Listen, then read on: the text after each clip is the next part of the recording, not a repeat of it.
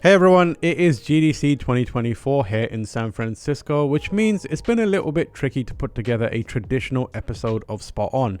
As you can see, Lucy is not sat next to me. She's actually out talking to people, taking appointments and seeing a few games. Instead of a normal episode, I've actually got something different this time. I sat down with Swen from Larian to talk about Baldur's Gate 3, specifically the development and the highs and lows of it, but we also talk about the future of Larian and Baldur's Gate as a franchise. It's a really interesting chat that I hope you get a lot out of. We'll be back with a traditional episode next week, but I hope you enjoy this one until then. I'm sure you've had this question a million times now, but the success of Baldur's Gate 3, like, has it really sunk in at this point, or have you reached a point where you're like beyond that, where you're like, oh, we're winning awards and we're going to things, it's just kind of understood now? It's an interesting one because we're a very introspective company, so we've always tried to improve ourselves as we progressed over the years. And so we were elated, obviously, by the reception, but very rapidly we started discussing, we can do this better, we can do this better, we can do this better. So we first took a long break. And then now we're on something new. We just moved forward, and for us that chapter is close. Obviously, we're doing patches and we're doing updates and so forth. But it's been nice, but there's so much stuff to do already that's overtaken it. This is probably difficult for anyone outside of the studio to really get a comprehension of, other than looking at numbers. But the scale of its success, is it already like significantly more than your previous games? And because of that, has it pushed you into like new territory of game development where you're like encountering challenges that you never had before? Yes. It's almost double DOS 2 now. It's really doing really well because DOS 2 is very successful. So it did beyond what we expected. We already scaled up heavily during BG3, so that brings new challenges with it, things that we hadn't encountered before. So things that's what I meant with the introspection, things that we're struggling with, trying to figure out what's the right way of dealing with this. The biggest thing right now, and it's something that I'm actively fighing against, is fear of doing less in the next one, or not doing as well. It's a lot of pressure. Ever since we took our destiny in our own hands and left publishers behind, our Metacritic has been going up, and so we're at 96 now. And so there's like we need to do better. And I said, like, you just got to forget about it and follow your gut feeling, right? But just don't try to perfection everything, because otherwise you're not going to get anything done anymore. Larian's been built for making big things. I mean, like our initial struggles always were because we wanted to do bigger things than the people funding us wanted us to do, and that was a source of conflict. So now that we can, the problem is rather like, how do we constrain ourselves from doing too much? So it's more of that type of management that's necessary. So funnily enough, this morning I had a meeting with a whole bunch of directors, and we were saying, like, guys, that's too much. We got to scale it down a little bit, because we're going to run into trouble with all the stuff that we want to change. There was a lot of calculation behind how we made Baldur's Gate 3. There was a plan behind it. Obviously, we were confronted with a number of things that we didn't expect that made it more problematic to as a development. So there's a balance between the two things, right? So you got to try new stuff, or you're going to go become stale, and that's really not why we started doing this. At the same time, you need to build upon your strengths from the past, right, and try to improve those. So I think BG3 was a really good example of how you took everything that we did in DOS 2 and you pushed it further, right? And you could see the big thing was we were going to bring in cinematics. But if you look at all the small things, there's a lot of innovation at the level of turn-based combat. There was really a lot of innovation done there. And a lot of them were risky. We didn't know if they were going to work up front, right? And so I can guarantee you with the plans that we have right now, there's a lot of risk in there. So we don't know if it's going to work. But then again, also, if you want to be creative, you gotta be able to fail. Do you foresee yourself following a similar like development process as you did with BG3? Because it was quite unlike most other development processes, and it seems to have paid off for you in that regard. Do you want to do it that same way, or do you feel like, the next thing is going to be a bit different? Well, I mean, my GDC talk showed the initial design, part of the initial design doc that we had to supply to Wizards of the Coast. and it said like, you know what, we're just going to make Act 1. We're going to put it in early access. We're going to see what players think about it, and then we're going to make Act 2 and 3. So we'll figure it out as we go. So I think that's the same thing we did with Original Sin 2. I think it's a viable approach for us to do that again. I wouldn't be surprised, although plans can change, that we do exactly that. We just focus on making a large chunk of content. We go into early access. We see what the players think, if they agree with us, and then we'll move on from there, and then we'll see what it does. But there's a lot of discovery in the creative process, and we're in pre-production phases, so we don't know yet exactly what we're going to make. We know the general direction. There's this trend where a game succeeds, and then everyone else kind of is like, we need to make our version of that. And it's been happening for as long as I've been playing games. Everyone wants to kind of create the trend or chase the success of another team, and often it's like there's not a lot of insight into how that process works. For you, what don't you want the industry to take away from the story of Baldur's Gate 3 and the development process of Baldur's Gate 3? What are the red flags or the hurdles that you think like, hey, don't want to do this? You need to make sure you have enough fuel to do it. That's probably the biggest one. I mean, like, we had reserve fuel based on the success of Original Sin 2 to engage with this. We upscaled our ambitions when we saw the success in early access. So we would have not done that if we would have seen that early access wasn't as successful. So I think the most important lesson for us is how important dashboarding is, so you can actually see your fuel meter, so you don't run out of money and you don't get into trouble, because it does remain the fuel that you need to make your game. If you do it at the scale that we do it, with the amount of level of permutations, the amount of immersion gameplay, you're going to run into trouble. Guaranteed. So that means that you need to have reserves. What was it like as a team to keep having to kind of keep that wind in everyone's sails? Was it difficult, or did everyone just kind of like, no, this is something special, we're going to go for it? For sure the latter. I mean, that was from the get-go when we started working on Baldur's Gate. I mean, that's also the reason why I picked the project, because I knew there was going to be a lot of passion for it. A lot of people play a lot of D&D, or Baldur's Gate for a lot of them was the first RPG they've ever played, and the first love is always special. But it took long. 6 years is too long. So we tried. We didn't want it to be 6 years, really? But the summation of problems that we had. First, our ambition in blending immersion gameplay with cinematics is very complicated. We had to discover a whole bunch of things, so that delayed. Then we had COVID, obviously, that delayed. We had the war in Ukraine, that delayed. And then we had a bunch of things not working out, that delayed. We had the Stadia problems, that delayed. The sum of all those things added quite a lot of delay. So by the time we were approaching the end, we were in the funny situation where most teams were finished, except for a few teams that weren't finished. Right? So when it came to make the decision, are we going to delay it even further because we were competing with Starfield for the same slot? The interesting bit was the team said, "Fuck no!" Pardon my language. So no, we're not going to go later. Even we want it out. I mean, it's ready, it's there, everything is there. We still have to do a bunch of things, but we want to do these, so the game is out there. It's been long enough. So it's so the fact that it's took so long, that is was not by design, that's for sure.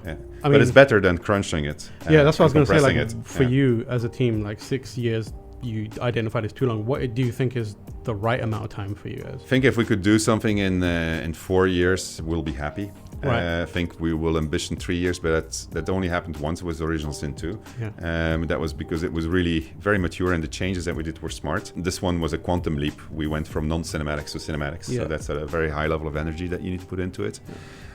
So 3-4 years is, I think, something everybody's comfortable with when you're making an RPG, but it's hard to get that done in that time. So we'll see where we end up. How do you feel about people aspiring to make games like Baldur's Gate 3 now that your game is out there? Well, I hope somebody makes one so I can play it without knowing the story. For sure. I started this company because I wanted to make games that I want to play. And a lot of people joined for that reason. They want to make games that they like to play because we're aligned. So I would like others to make games like that because I would like to play them. And I never play a game when it's finished. So when we finish development, I never play my own games again because I've played them enough by then. So I would really like to have a story I don't know and get just like the same sense of gameplay. Are there parts of Baldur's Gate 3 that are still a surprise to you, where you're like, I did not know that? Or are you fairly across all of it, and you know every nook and cranny? I'm not going to say every nook and cranny, but I would dare to say 99%. Okay. Yeah, I was all over it. So tell us about your GDC talk, because you kind of delved into the extensive history of the development, right? So what I did is I went through our lead meetings from the last 6 years. And our lead meetings is basically a weekly meeting every Wednesday where all of our leads and directors go into a Google Meet room. And we chat about the problems that we're having. So it's by definition a negative document because it's about problems. So it's not about the successes that we're having. But it's a really interesting look at the things, the firefighting that we had to do throughout the entire game. There were certain trends that you could see would get us into trouble. The seeds were already there from the get-go. We just didn't realize it back then, right? So we learned about them. You could see how we mitigated, how we adapted. The team was really, really, really good at adapting to. It's a lot of seniority, so they know how to deal with whatever shitstorm comes in their direction. Fascinating, actually. It was fascinating for me. And you know what the most fascinating thing was? It was that we were doing exactly the same mistakes right now as we were starting on a new project, as we did in 2018. So it was really like, wow, we need to talk about this. It was a really good exercise.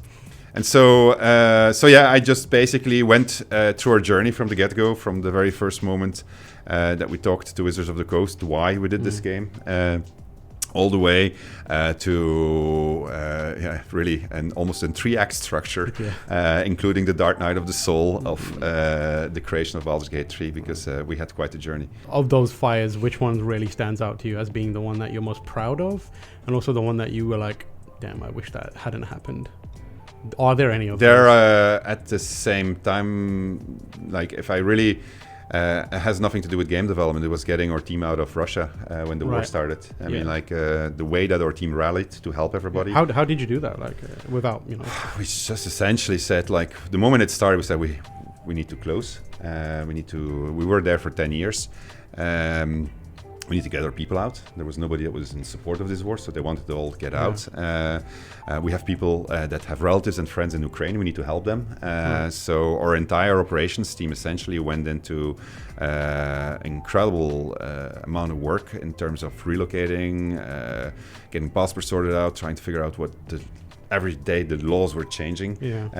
So trying to figure out where everybody was. How do we get it? We had the wife of one of our developers was stuck in Kharkiv, was being bombarded. So how do we get her out? So there was there was really a lot of panic initially. Because it was a horrible situation. And so you forget about work then, right? So I was gonna say, how do you continue making a game knowing that you have to? So you don't. You guys just stop? No, I mean, like so many people were affected by it. I guess there was still some development going on, but certainly there were a lot of people involved in trying to sort it out, and that goes very far, because when as a developer or as a person, really, if you have to leave your home country and leave everything behind, and you arrive elsewhere. You've just been uprooted like hell. You need to be helped, and so the developers and the teams were so everybody relocated, or almost everybody, to other studios. So we had a deal. I probably shouldn't talk about that, but we managed to get them to a studio where they had a buddy. So we had buddies from the team helping the person that had been uprooted relocate, and so and do that. So it was good to see from a team point of view. It was obviously a horrible situation to start from. So that's the one I think I'm probably the proudest of how the team rallied around it, and that I'm the most regretful about. That's something like this can still happen. At what point did you start thinking about what's next for the studio? Before we started. This was part of a larger plan that I have towards what I call the very big RPG that will dwarf them all. So Baldur's Gate isn't that RPG? No. Wow. No, not at all. But it's a very long plan, complicated. So the next game isn't that RPG either. It's another step towards it. Yeah, I think so. Okay, cool. Yeah. I think there's some tech that we don't have yet. Okay. And then I hope, I don't know what the specs are going to be in the next gen, but I hope we're going to get something that's going to bring us closer. When it came to BG3, everybody was telling you got to make DLC. Yeah. Right? You got to make DLC, and really you should be starting on a sequel. Right? This is so successful, making so much money. And so for a while I was actually, I say, yeah, that's what we should be doing. Should change our plans, we should be doing that. And so team actually said, yeah, we should be doing that. And then, but then later in the year I realized, well, that's not what we're made for. I mean, like, that's literally the opposite of what Larian is about. We want to do big new things. We don't want to rehash the thing that we've done already. So that's when we said, oh, we're not going to do that. So we're just back on our original plan, which is going to the next thing, and then the bigger thing. What was the distinction between DOS and DOS 2 and this? Because obviously you say you don't want to do the same thing again, but there was clearly something between those two games. Okay, so DOS 1 was a game where we finally figured out how to do multiplayer in an RPG environment, and where we had immersion gameplay as the core of the entire game. But the narrative was really not very good. We didn't focus on it. With DOS 2, we focused heavily on the narrative. We focused heavily on agency, branching storylines, making sure that you could express your identity in the game, and we learned a lot from doing that. With BG3, we brought that identity at the personal level. So the cinematics elevated all of the storytelling. They made sure that it became emotional. It became very, very engaging. We increased the amount of permutations that we put into the game. So we learned how to handle that chaos in very complicated production environment, which is what AAA development is. So for the next thing, you'll see. What can you tell us anything about it, or can you? No, I can't. What it isn't, what it is. Well, it's not Baldur's Gate 4. It's not Dungeons and Dragons. Okay, cool. Yeah, so that's amazing. That's good to know. This kind of like, how far ahead have you planned this?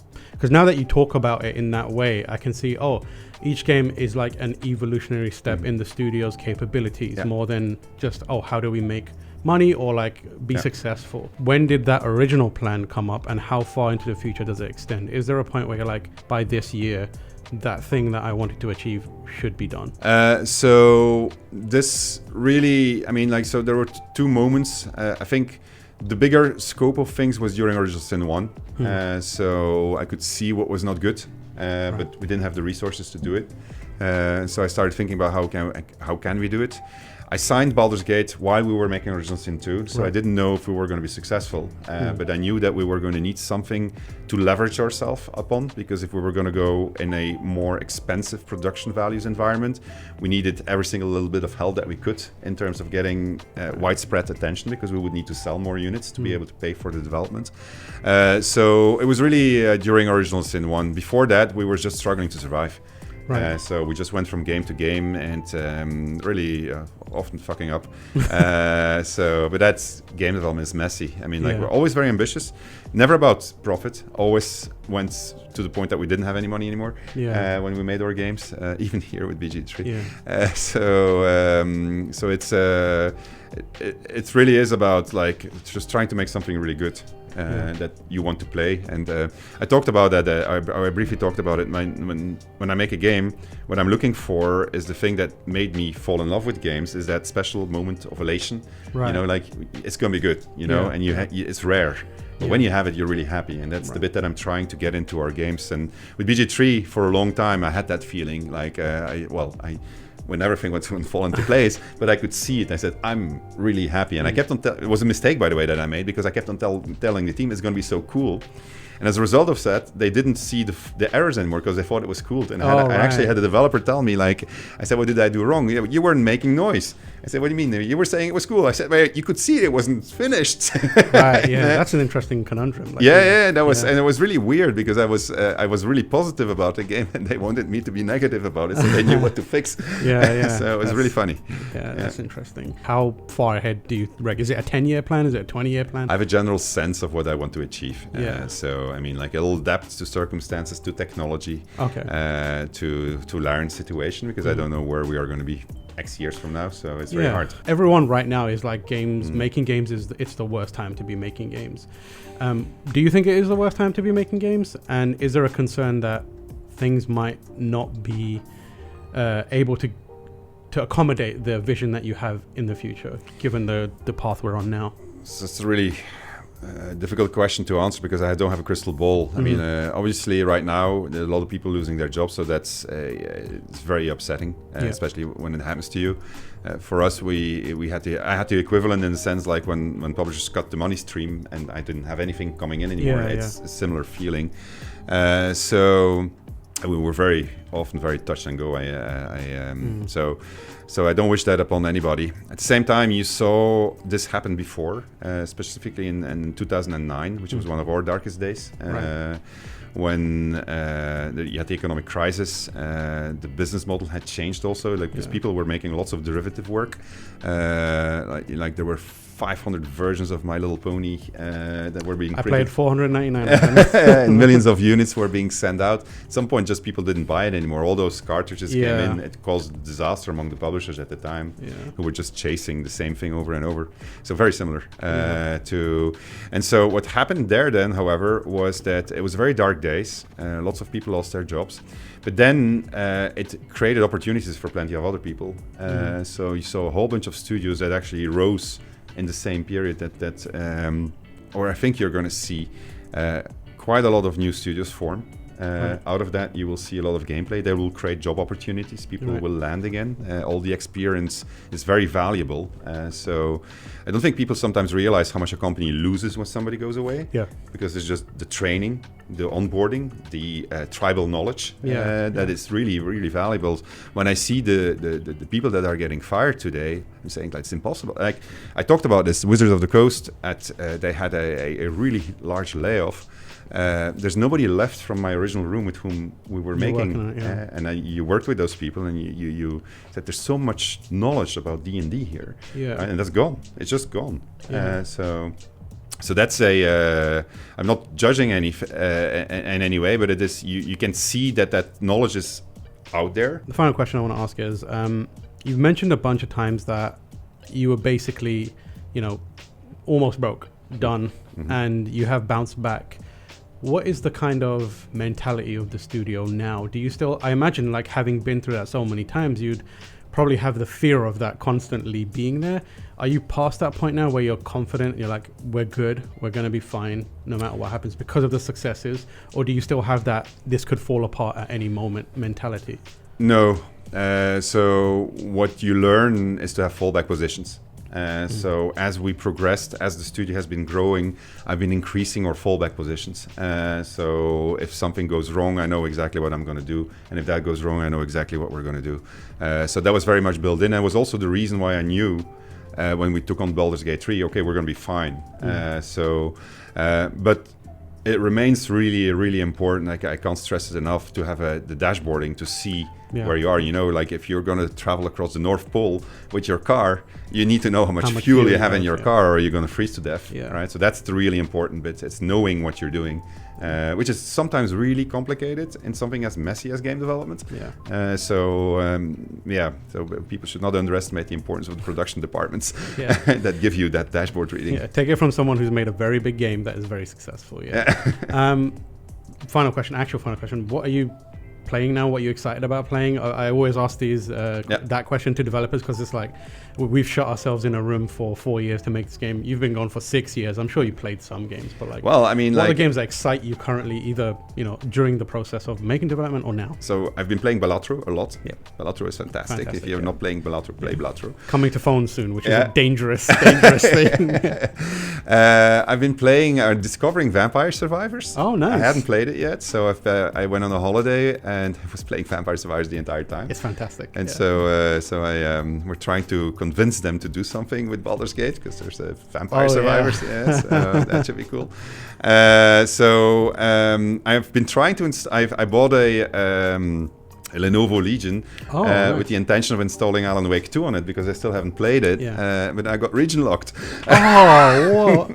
Damn. So I was in Quebec, and so I'm from Belgium, so I need to go back. Oh, no. It was a really weird time. It was a credit card thing, but so that's the one I want to play next. And then Dragon's Dogma 2, which is coming out Very soon, yeah. Yes, like this week, right? Yeah. It's Friday. Yeah. So that one that is definitely also on my list. Yeah. Those Alan Wake 2, I can say for certain you're gonna have a wonderful time with, because it is fantastic. But Sven, thank you so much for joining us. Really appreciate you coming and giving us some insight into how you make games, and hope you have a great rest of GDC. Thank you very much.